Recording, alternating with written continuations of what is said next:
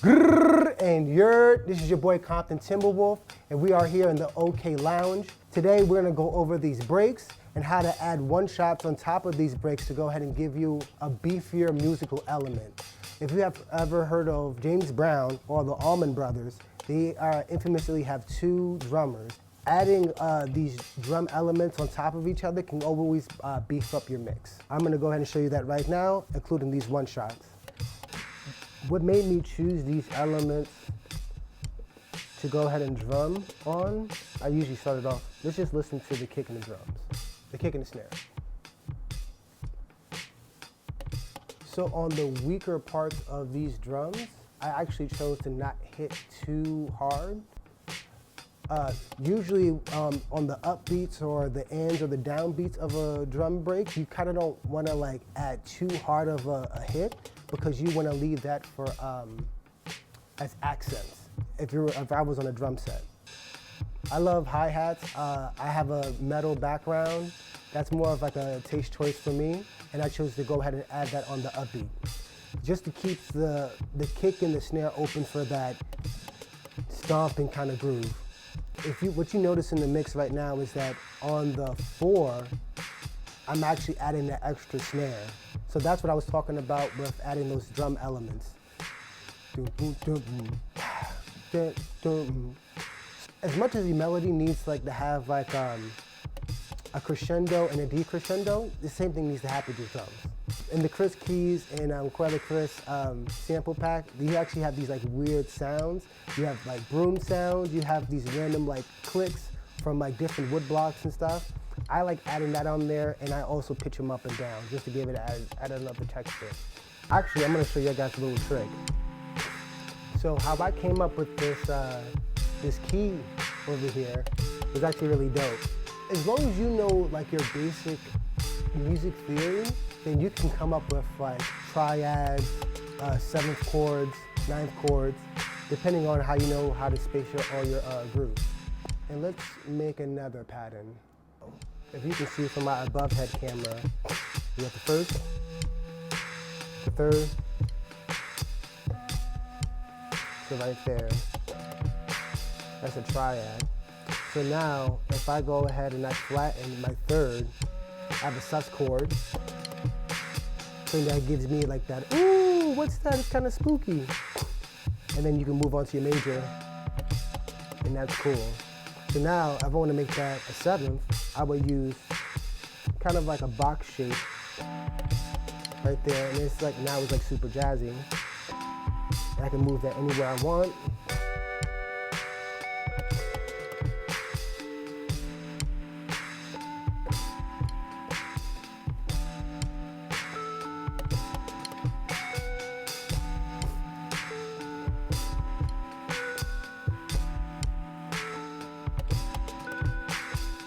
Actually, should I lay that down? Let me lay that down.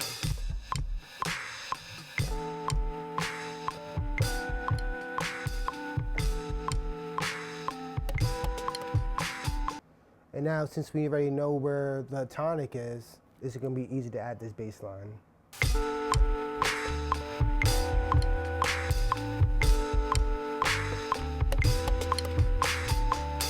Anything is at your fingertips. I haven't even touched this MIDI keyboard yet.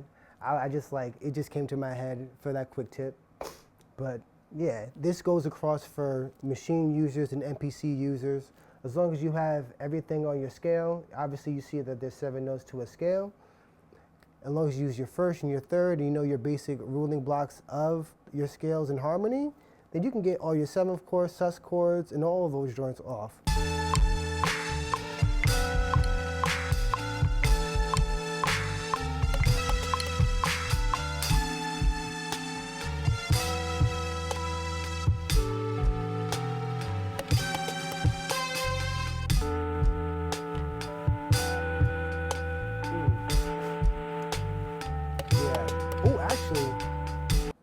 So we have our sound pack by Dane Zone using Decent Sampler. Decent Sampler is a plugin that you could basically use so that you can make your own stock sounds or different kind of effects.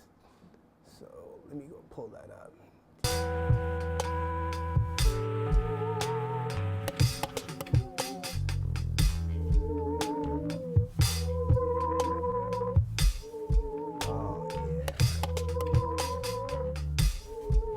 is the Dane Zone Cassette Zone plugin that we're going to be displaying soon. All of these attacks and release, high pass, low pass, and you get to really model your sound. You know me, I'm a nigga with a lot of knobs. Modeling a sound is my shit.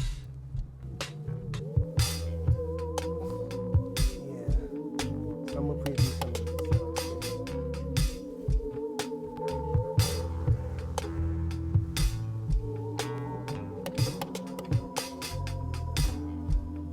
Ooh, I love how spooky and beautiful this one sounds.